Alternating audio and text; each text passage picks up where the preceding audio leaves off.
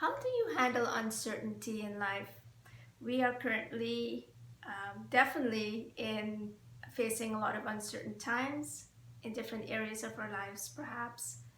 Could be in finance, how can we pay our bills, health, will we get sick? If we get sick, what is going to happen to us or our loved ones, relationships, how we can we maintain them, how can we travel to see friends and family, career, will my job be the same, will I need to transition to something else.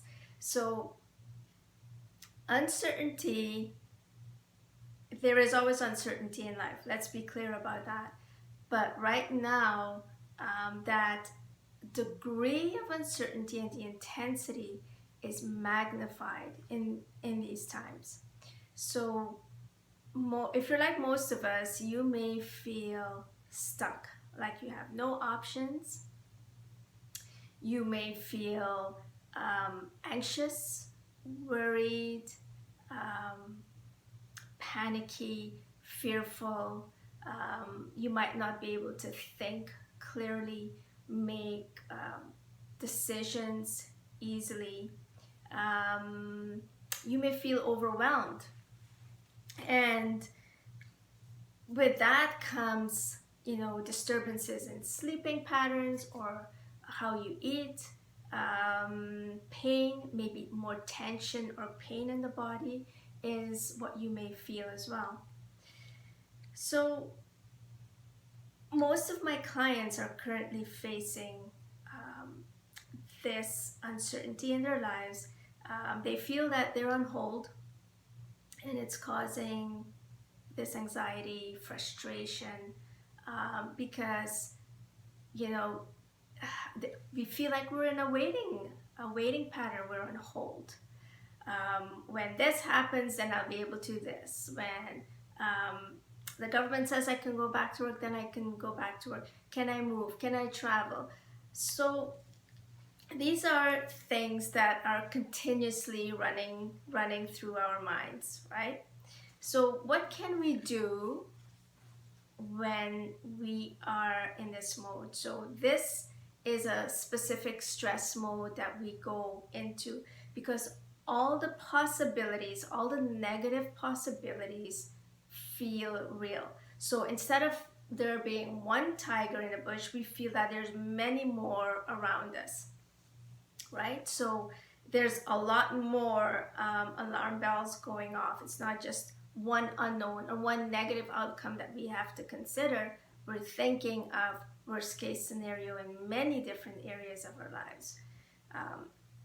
So how can we now make clear decisions? How can we get out of this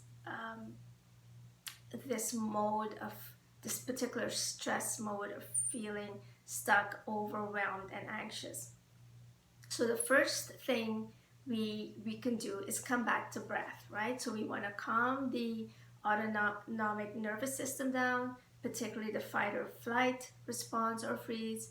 And we can do that simply by coming back to our breath. And the fourfold breath is simply by inhaling through the nose for the count of 4. And then you're going to hold your breath for the count of 4. You're going to exhale for the count of 4. Hold for 4. And then start that cycle. And what that does scientifically is shown to calm your sympathetic nervous system down. And then when we can do that, then we can go into the rest and digest mode. We can start to think a little bit more clearly. So that's one technique. And if the fourfold breath is, you find you're running out of breath, start with a threefold breath. And then you can work your way up to maybe 5 or 6, a sixfold breath. The other technique that I would want to share with you is by simply grounding energy. And you'll see a link to a YouTube video, how to ground energy. So we want to ground a lot of mental energy, all the thinking that we do from the mind out through the body and through the soul, out through the soles of the feet. And that will also help with pain as well. Okay, so there's a link, you'll be able to access that video.